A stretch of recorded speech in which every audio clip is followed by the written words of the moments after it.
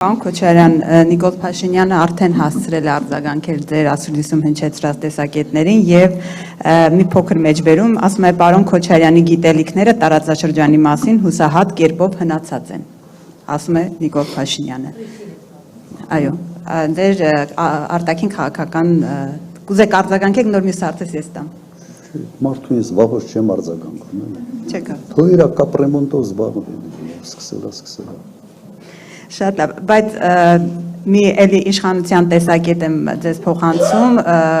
երեք, երբ որ դուք բանակի տոնը շնորհավորեցիք, իշխանության ներկայացուցիչներից, ազգային ժողովի նախագահի մոտ ձեր շնորհավորանքից մի հատված հատկապես շատ տխուր հիշողություններ էր արթնացրել, նա հիշել էր, որ ձեր տարիներին ծառայել է բանակում, երբ որ դուք ասել եք մարտունակ բանակ ունենք, նա ներկայացրել էր, թե ինչպիսի ծառայություն է անցկացրել, ասում էր սոված ենք, ներքնաշոր չունեինք, սապոգ չունեինք, զինվորներին ծեծում էին, բանակում թալան էր, փողեր էին հավաքում, նույնիսկ մեքենաներ էին գնում այդ զինվորներից հավաքած գումարներով, ասում էր, որ հրամանատարն էլ հրամանատարի նման չէր, մի խոսքով ասում է ձեր պահած բանակը մարտունակը այսպիսին էր։ Երեկ Նիկոլ Փաշինյանը պաշտպանության նախարարությունում հայտարարեց նաև, որ առաջին անգամ գործարանային արտադրության, եթե չեմ սխալվում զինատեսակի անունը, D30 է Հայաստանը ստացել, մինչ այդ չի ունեցել, եւ ուզում եմ դուք արձագանքեք, այսպիսի մարտունակ բանակ եք դուք ունեցել ժամանակին, սա առաջին հարց, եւ երկրորդ պարոն Քոչարյան, պարգևավճարների թեման շատ քննարկվեց վերջին շրջանում, այս թեմայի հետ կապված իշխանությունն ասում է, որ նախկին տարիներին պատգամավորները, պաշտոնյաները ծրարներով գումարներ էին ստանում եւ իրենց համար խնդիր չէր պարգևավճար ստանալ կամ չստանալը, իսկ նրանք ովքեր չէին ստանում բարձրաստիճան պաշտոնյաները, բիզնեսներ ունեին եւ իրենց ընդհանրապես այդ գումարը պետք չէր։ Հիմա արդյոք այս պարգևավճարների թեման ձեզ եւս վրդովեցրել է, որ իշխանությունը ստացել է մեծ միլիոնավոր պարգևավճարներ եւ մի փոքր կարճ դիտարկում գործընկերս նշեց Նիկոլ Փաշինյանը կարծեք թե նախընտրական շրջանում ամբողջ արսենալը իր գործի է դրել եւ թմբուկ նվագել է սովորել, երգ է գրել, հնարավոր է նախընտրական տարում ձեզ էլ ոչ ստանդարտ ինչ որ իրավիճակում տեսնենք։ Կապիկություն հաստատ չեմ անելու։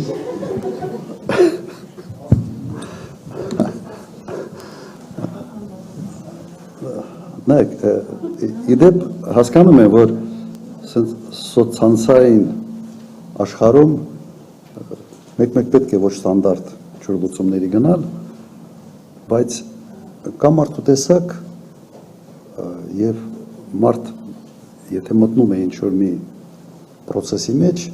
ինքը շատ չի կարող տարբերվել իր տեսակից։ Իր տեսակի մեջ պետք է լավագույնս ինքը իրեն դրսևորի։ Հիմա մարդ կա, որ ինչ կապիկություն լսես կարող անել, Ֆինլանդիայում մի սիրուն աղջիկ էր վարչապետ դարել մի ժամանակ, ասես տրժում էր, հետո պարզվեց, որ մի քիչ էլ քիթներ քաշում, հետո գործից հրաժարական տվեց, բայց շատ սիրուն աղջիկ էր։ Հիմա ինչու մասին է խոսքը։ Դու պետական գործիչ ես, այո, դու պետք է հումորի զգացում ունենաս, դու կարող ես քեզ դրսևորել տարբեր կերպ, բայց երբ որ դու որպես պետական գործիչ ցնցես կապիկությունները, սա իմ տպավորությամբ պետք է հակառակ ինչ-որ բան ազդեցություն ունենա։ Ես տեսնում եմ, որ Նիկոլ Փաշինյանը փորձում է իր վարկանիշը վերանորոգելու տարբեր հնարքների փորձում է գնալ։ Չէ, մեկը փորձում է, ենթադրում է, որ հետո չափագրում են անում, հետո տեսնում է, որ չի ստացվում կամ չի օգնում, նոր բանափորձում, իր վարկանիշը ամենից ցածրն է 18-35 տարեկանների շրջանում, սա փաստ է, եւ ենթադրում եմ, որ բենդ ստեղծելով ու դառնիկություն անելով, փորձում է երևի այստեղ որոշակի ազդեցություն ունենալ, իր մարտավարությունն է ինքն է ընտրում, ես չեմ ուզում այստեղ գնահատականներ տալ, հիմա ձեր հարցի բանակ, նայեք, ես հիշում եմ կադրեր 18 թվականներ, թե 19 թվականներ, երբ Նիկոլ Փաշինյանը չի կարողացել ռաժոկը դնի կպցնի ավտոմատը։ Հիշում եք այդ կադրը։ Խայտարակությունը։ Գոնե միջև այդ տեղ գնալը, պիտի մինտեղ ինչ-որ մի փակ տեղ մի քանի անգամ փորձել։ Այդպիսի ղեկավարում ենք, եւ դրա համար չեմ զարմանում, որ մենք պարտվել ենք։ Բանակի մարտունակությունը,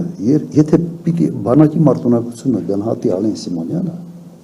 մենք այդ ուր ենք հասել։ Ինչ հասկանում այդ մարդը բանակից։ Ես կասկածում եմ նույնիսկ, որ ինքը նորմալ ծառայել է։ Որտեղ այդպիսի վպրտուն մարդիկ չի կարող որ նորմալ ծառայել։ Բայց շատ վաղուց է եղել, երևի դժվար է։ Կամ ցանկություն էլ չունենք sense հետևից գնալ, իր հետ ծառայած մարդկանց խոսացնել, դա դուք կարող եք անել լարագրողներ, եթե այդ հավեսը ունեք, բայց խորհուրդ չեմ տալիս, անիմաստ է։ Այդ մարդը բանակից գաղափար չունի։ Եվ 98-2008 թվականին Ադրբեջանը երբեք չէր համարձակվի ոչ հարձակում սկսել, նույնիսկ չէր համարձակվում ռազմական գծում որևէ խախտումների համար։ Եզակի էին դեպքերը, սնայպերներ ինչ որ կրակում էին եւ այլ, բայց ուժային հարաբերակցությունը վերիվ ուրիշ էր։ Ես այդ տեսանկյունից հանգիստ էի։ Ես վստահ էի, որ ռազմական ճանապարհով Ադրբեջանը ի վիճակի չի որևէ հարց լուծել։ Իսկ իրենք եկան, հիշում եք, սկսեցին այդ կլուբնիկի ռեֆորմ, ճաշարանների ռեֆորմ, սկսել են հացից։ Իրականում սկսել են հացից, ոչ թե մարտունակությունից, այլ հացից։ Բանակը սանատորիա չի։ Եվ 18 տարեկան երիտասարդը, որ գնում է բանակ, գնում է զինվոր դառնալու համար, տղամարդ դառնալու համար նաև։ Իսկ այդ հեքիաթները սոված էին, չգիտեմ, էս չկար, այն չկար։ Հիմա ինչ որ ասում են, նույն պրոցեսները ավելի վատ դրսևորումներով այսօր կան։ Մենք էլ ունենք բանակում ծառայող բարեկամներ, խնդիրները ավելի շատ են այսօր, քան այն ժամանակ, հաստատ։ Բանկար ինչ որ 3 կետ էր, մեկը բաց, հա, պարտիավաճառների մասով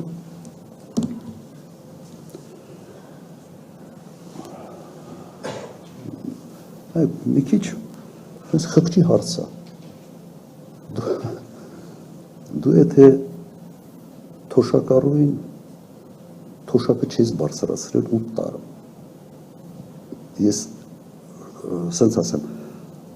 ինդեքսացիա չի արվել։ Նույնիսկ այն ինչքան բարձրացրել են, ինդեքսացիան չի փակում։ Ես համարում եմ, որ ուղղակի օրենքով պետք է պարտադրել կառավարությանը, որ ամեն տարի ինդեքսացիա իրականացվի թոշակների։ Ինդեքսացիա նշանակում է ինֆլյացիա դրա չափով պետք է բանանել։ Հասկանում եք, ինդեքսացիան կարևորագույն հարց է։ Նույնիսկ դա չի արել։ Եվ այդ ֆոնի վրա 7, 8, 9 միլիոն դրամանոց պարտիավաճառներ տալ բանի չինովնիկներին, ինչ ասեմ, ես նույնիսկ դժվարանում եմ սրա գնահատական տալ, որովհետև նորմատիվ լեքսիկայով դժվար է սա ասել։ Ես նաև մենք հետևում ենք արձագանքն ենք տեսնում, թե ինչպիսի արձագանք սա ստացավ մարդկանց մոտ։ Եվ հիմնավորումը հետևյալն է, չէ, որ եթե մենք հիմնավորումը հետևյալն է, որ մարդիկ չգնան մասնավոր հատված։ Հա դուք ով ունեք, որ կարող է գնալ մասնավոր հատվածում դիրքավորվել։ Այդ ինչ մասնագետ ունեք, որի կարիքը մասնավոր հատվածը ունի։ Զրո։ Կամ եթե մեծ փող ես տալիս, այդ ինչ մասնագետի համար ես դու այդ փողը, այդ մեծ գումարները տալիս։ 3 միլիարդ դրամ տալ։ Սենց ասեմ, համարում եմ ընտրություններից հետո ով գա իշխանության, առաջի հարցը պետք է այդ կարգի պարտիավաճառներ ուղղակի արգելի, օրենքներով։ Չի կարող մի մարդ sense նստի եւ իր ցանկության բաներ բաժանի, փողեր բաժանի։ Ու խոսքը չի գնում միջին օղակի մասին քաղցարայության, հավալ է նրանց։ Խոսքը գնում է վերնախավի օրենքով արգելել նման կարգի փողեր բաժանել։ Սա կոռուպցիայի բան է, ֆանտաստիկ դրսևորում է օրինականացրած կոռուպցիայի։ Նայեք, մեր մոտ միջին կյանքի տևողությունը, եթե չեմ սխալվում, 78 տարեկան է, չէ, 78, 79, մոտարապես այսքան է։ Թոշակառուն անցնում է թոշակի 65 տարեկանից։ Միջին թոշակառուն թոշակ է ստանում 13-14 տարի։ Հիմա այդ ստացած թոշակը, միջին կենսաթոշակը բազմապատկեք եւ դուք կտեսնեք, որ մի հատ ստորագրությամբ նախարարը ստացել է շատ ավելի փող, քան կենսաթոշակառուն ամբողջ իր թոշակ ստանալու ժամանակահատվածում։ Դա դուք խիղճ չունեք։ Թե խիղճը ձեր այն բանի հետ մսով ճաշի հետ կերել եք։ Իսկ է վիճակը։